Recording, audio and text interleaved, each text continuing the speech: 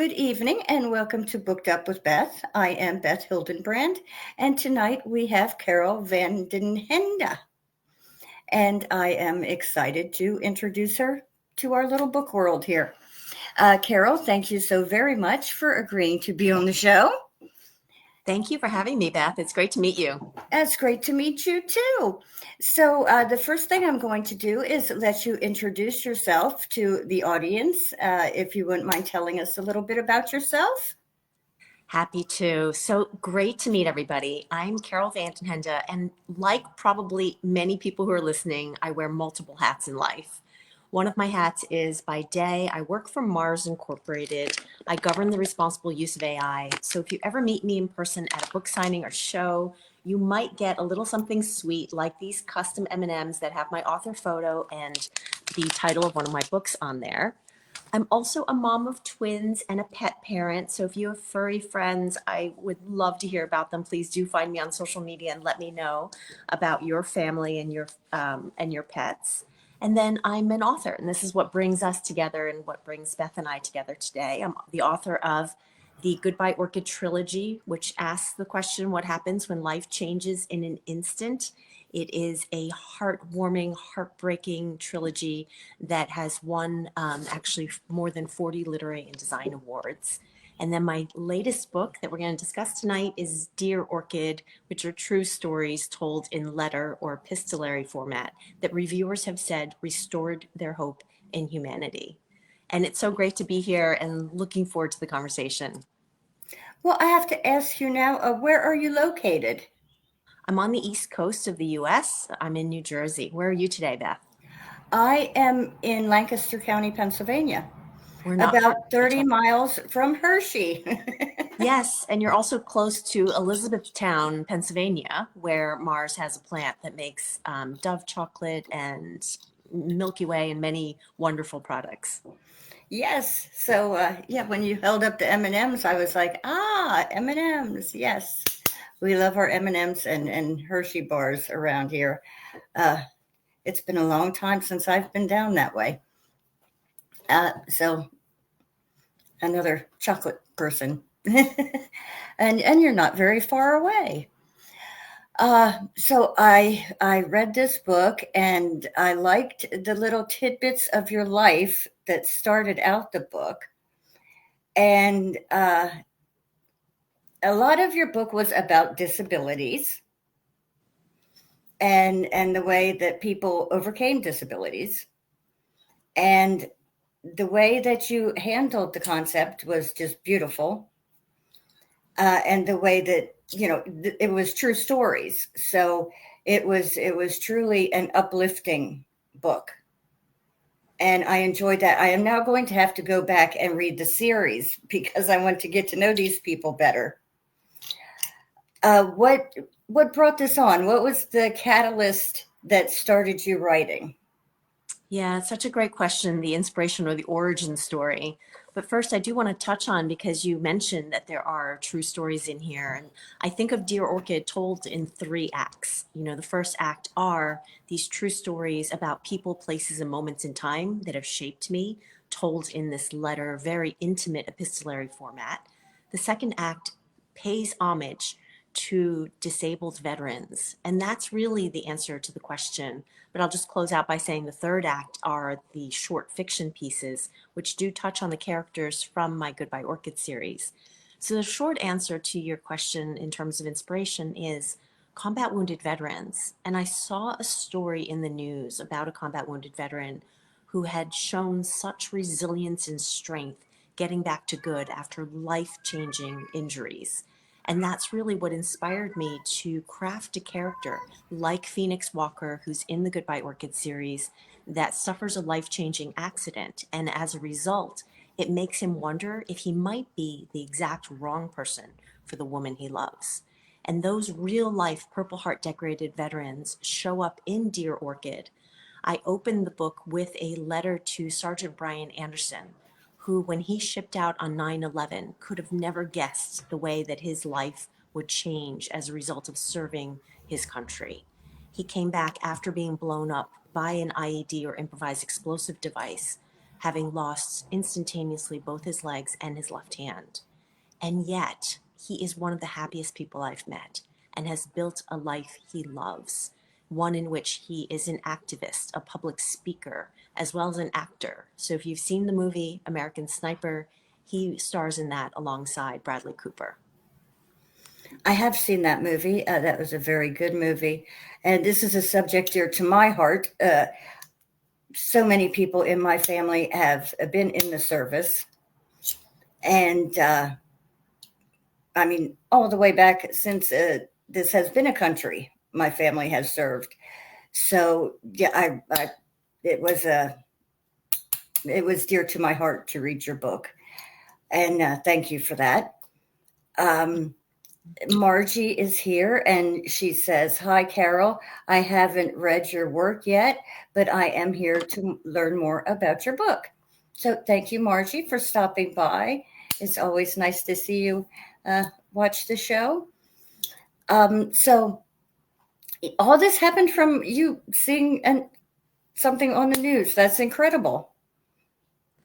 Absolutely. And hi to Margie. And thank you for your family member service. You know, that Oh, is really meaningful. We just had Memorial Day. It's a, you know, an event that's full of respect for the people who do protect this country. And I have been so fortunate to meet not only Sergeant Brian Anderson, who I described, but also in Dear Orchid, you might recall meeting Navy Corpsman Doc Jacobs, who, when he served as a medic and was blown up himself, he ended up putting tourniquets on himself and then having his guys prop him up so that he could administer medical help to his fellow soldiers. And he's earned not only a Purple Heart, but also a Bronze Star of Valor for that.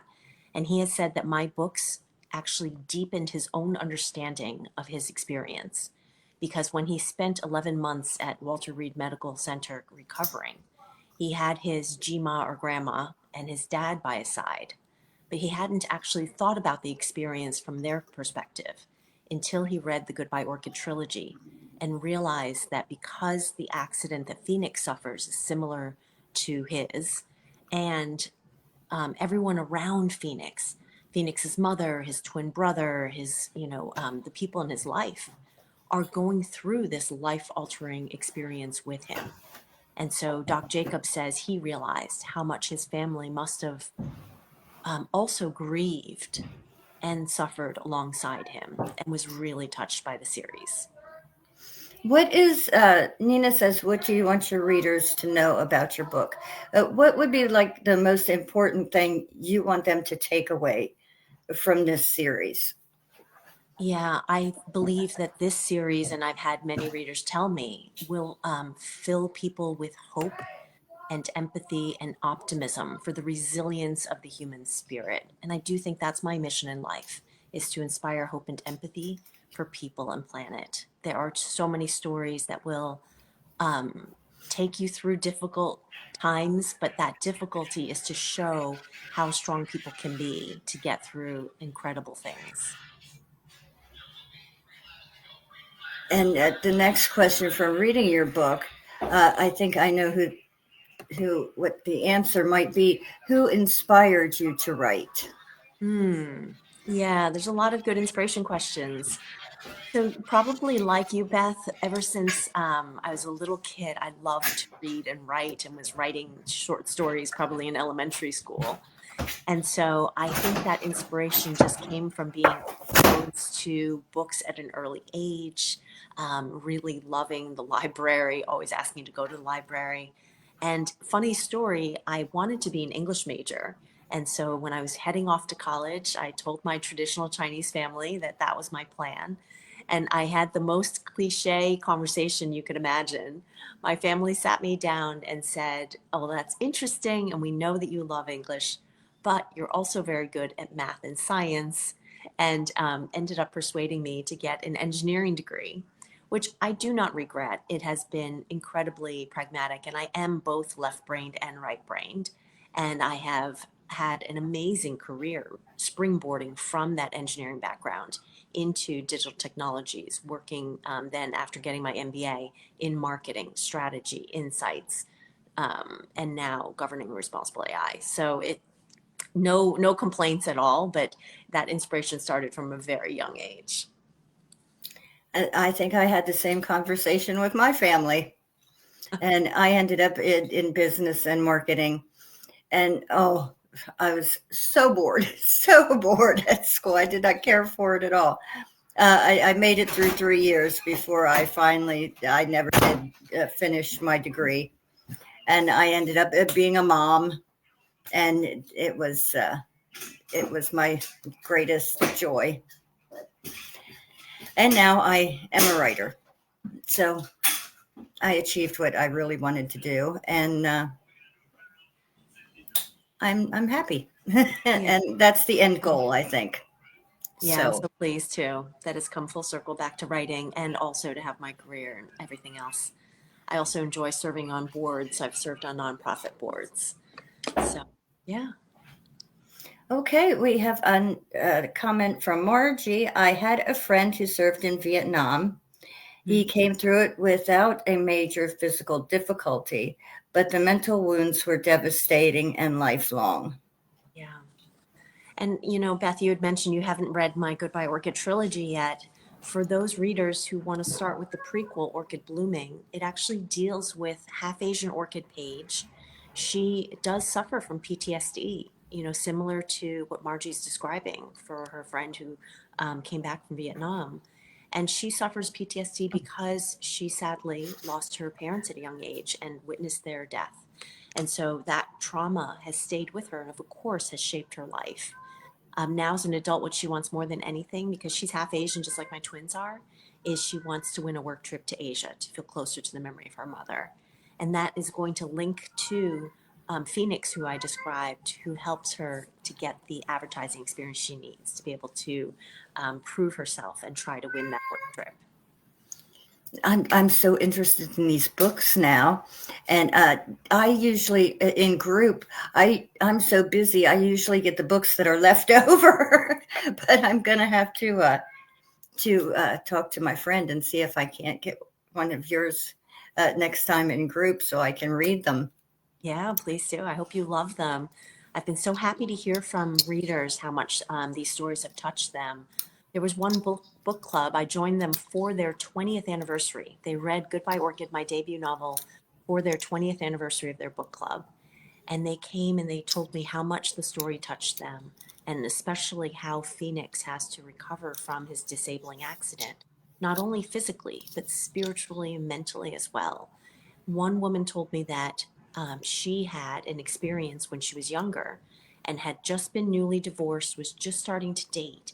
And she went on a first date with a gentleman who explained to her over the meal that he had a prosthetic leg. And she, in that moment, thought it was more than she could deal with. And she decided not to see him again because of that. But what really moved me was she said after reading Goodbye Orchid, if she could go back in time, she would make a different decision because it so deepened her empathy for people who've been through those disabling accidents. Now, at the end of this one, you have a little story, well, a little piece of a story, and I'm wondering, is this the beginning to a new book? So, are you talking about the very last story in Dear Orchid? Yes. I see. Yes. So it is not intended to be the start of a new book, but that's an interesting question, Beth. So I'm curious, especially with you as a writer, the story before he hurt her, in which a gentleman does suffer an accident and he tries to hide it from the woman he loves. And yet, through a chance encounter, his secret becomes revealed. And everyone will have to read Dear Orchid to find out about that secret. So I'm wondering, Ah, Beth, what makes you believe that that could be a novel length story? uh, you just left me hang there. It was like, okay, now she sounds like she would not give up on him.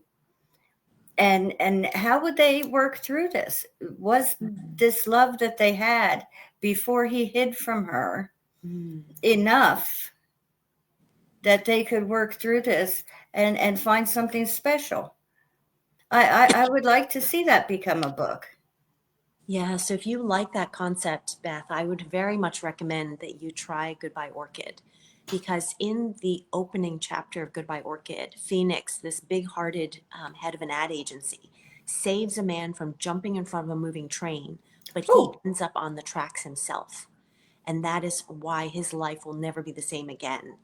And when he wakes in the hospital, he's in shock over what's happened to himself.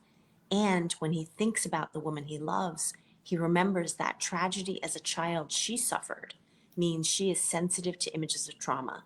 And so now, in order to protect her, he may need to leave her without explaining why, which is why the series is called Goodbye Orchid. Hashtag bring oh. tissues. Very emotional, absolutely inspired by real life people, real life incidents, real life resilience that people demonstrate.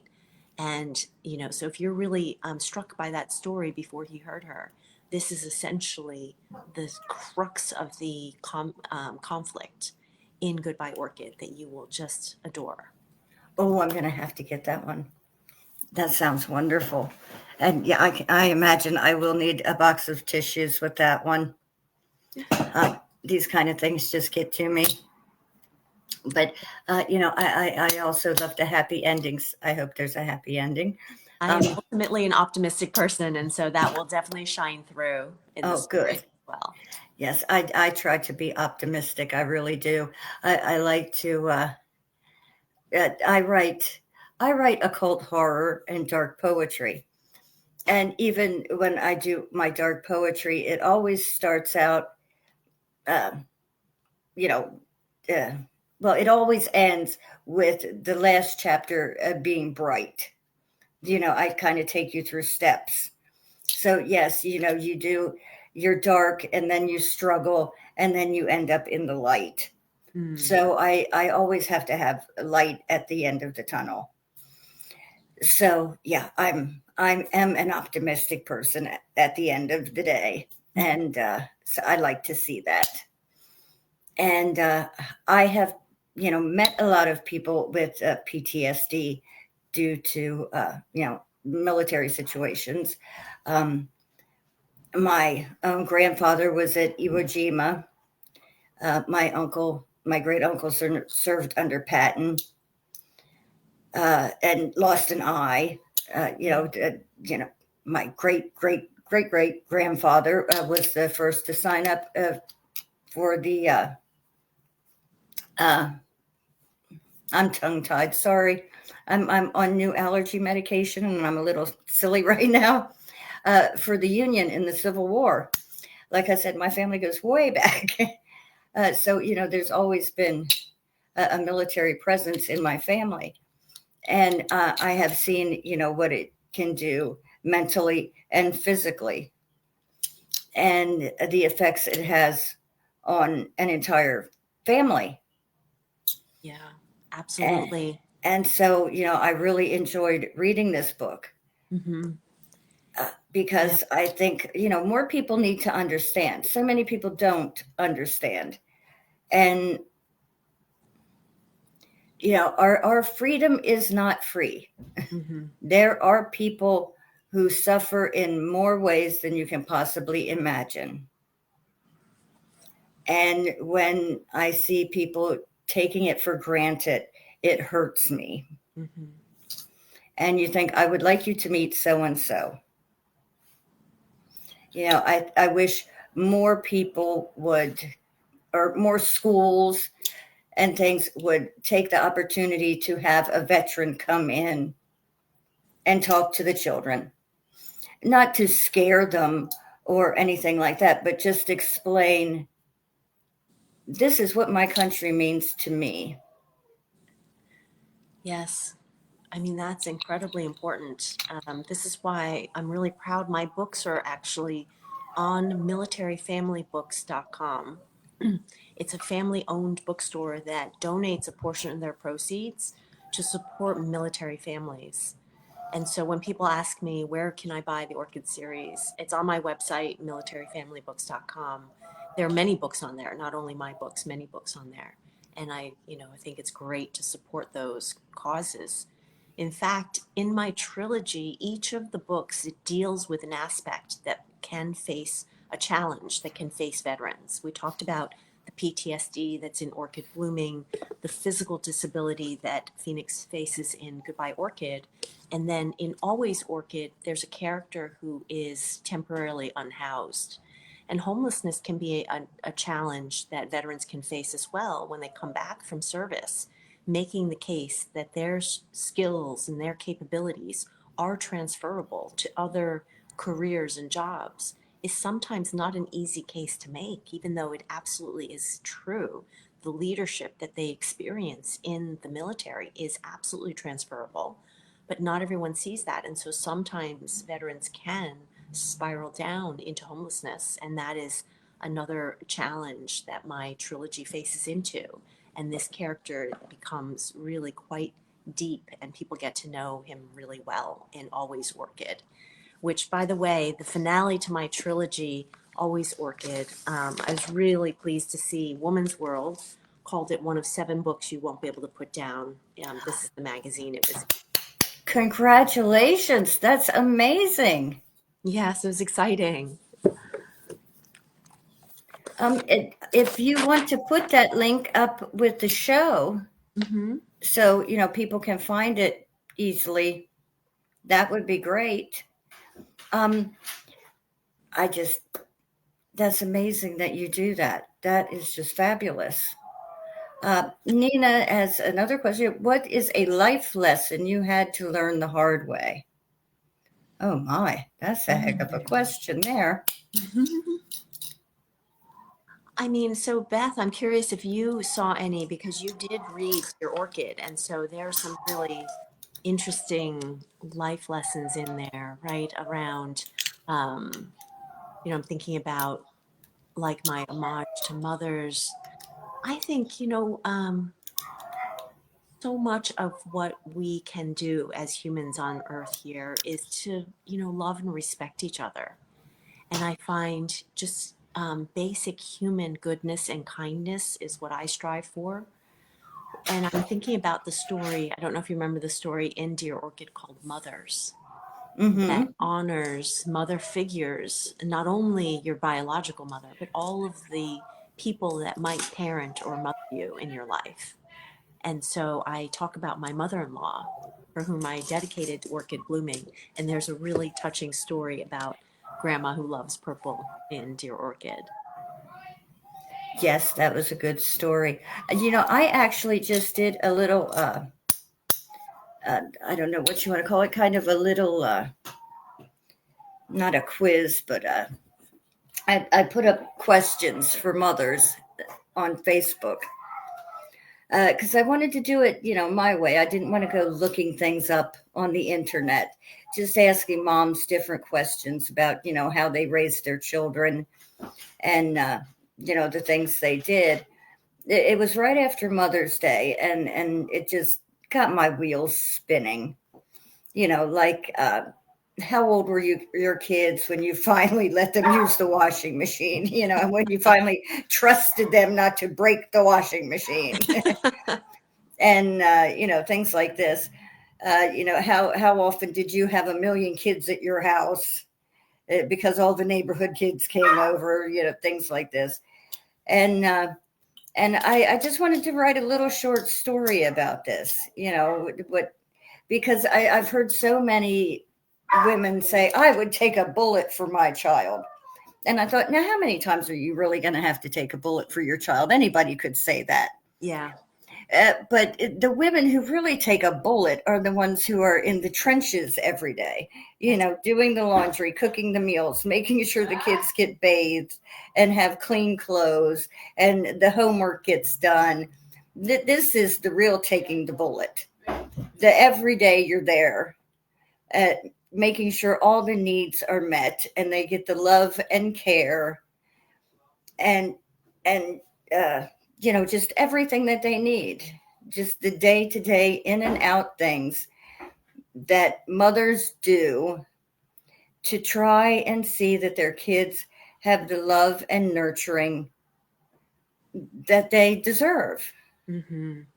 It's absolutely true. The job of a parent is a marathon. It and is. one in which the kids might not have the perspective to have food for those everyday things until they become parents themselves. And to Exactly. still continue to do that, give so much love, even despite not perhaps getting the recognition for it, is, the work of a lifetime. And parents all over Exactly. do it, gladly and do it the best they can. And it's not an easy job, but it is probably one of the most rewarding things we can do. I've just had one of my twins, I'm a mom of twins, has just graduated and taken his first job. He's just finished with his master's, and now he's working. And it's just an incredible feeling to see one take flight, on to launch. My youngest graduates high school next week. Oh, I had 5 boys, wow. I have two boys.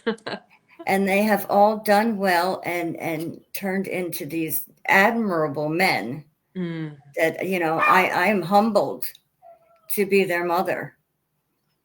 Well, that's And no accident if they're all admirable men. You have instilled values in them through that day in, day out love and care. What is your high school student going to do after graduation? he's trying to figure that out. He's not quite sure yet. Matthew is the youngest, and um, he's very low on the autism spectrum. Hmm. So he either wants to be a mechanic or a chef. He can't Hmm. decide. So we're taking a little time and trying to figure it out. Yeah, working with his hands. When I talked about my board work earlier, I served on a board for a school for kids with autism. And it is just, the teachers who work with the kids with the school where I served, it was took on children with very severe case of autism. Of course, it's an entire continuum. And so these teachers are just saints full of patience and full of care for these kids. Matthew is very, high on the spectrum. It's sometimes hard to even realize that he's there at all. Hmm. But yeah, we're taking a little time to decide. I don't want him to go into something that he's not going to be happy with. Yeah, definitely. But So, it's an experiment too. I think you can try many different things and you discover along the way what you love and what you want to do. And I think I speak sometimes at colleges or at schools and help guide young people. And I often say, because they put so much weight on that next decision. What's my major going to be? What's my first job going to be?